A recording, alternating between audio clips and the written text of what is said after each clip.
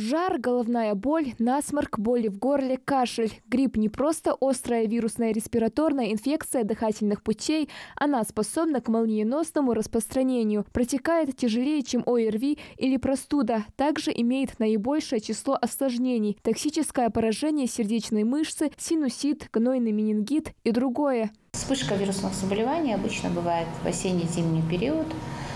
Как правило, мы к этому готовимся.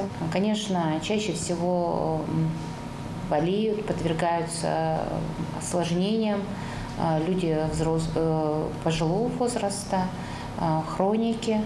И поэтому в первую очередь мы стараемся их привить. Во время эпидемии болезнь может поражать 20% всего населения, и до 40% из этого числа – пожилые люди. Ежегодно в мире количество случаев тяжелой формы заболевания гриппом исчисляется миллионами. Также большее число летальных исходов. Обычно заболевание сложно переносится, длится более 5 дней. В безопасной зоне те, кто вовремя сделал прививку. Вакцинация – это единственная специфическая профилактика гриппа. Именно после проведения прививки формируется иммунитет к вирусам гриппа типа А и Б. Своевременно проведенная вакцинация может снизить заболеваемость на 60–90%. Она важна для всего населения. Риск заражения гриппом у привитого человека минимален. Но если вдруг вакцинированный заболевает, то болезнь протекает в легкой форме и сокращается ее длительность. По словам врачей Сунжинской районной поликлиники, пациенты ежедневно обращаются за прививкой от гриппа. За период с августа месяца по настоящее время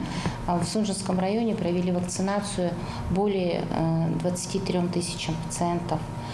Из них 11 тысяч – это взрослое население, остальные прививки сделаны детям. Также у нас проводят вакцинацию беременных женщин.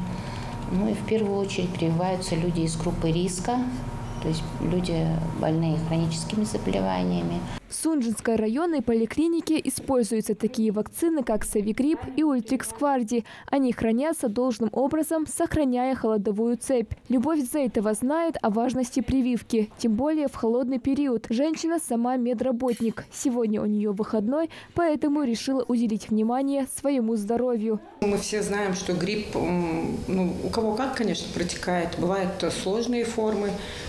Если человек сделает прививку, даже если он заболеет, как-то более легко это перенесет. Высокой температуры не будет, никаких осложнений не будет. Я каждый год прививаюсь. Перед проведением прививки специального обследования не требуется. Единственное противопоказание к введению вакцины против гриппа – это тяжелая аллергическая реакция на предыдущую дозу вакцины. Сделать вакцинацию от гриппа может практически каждый пациент, если он находится вне обострения хронического заболевания. То есть в стадии обострения мы не прививаем.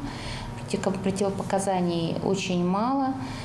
Каждого пациента осматривает врач перед вакцинацией, дают разрешение на вакцинацию, и только после этого мы прививаем.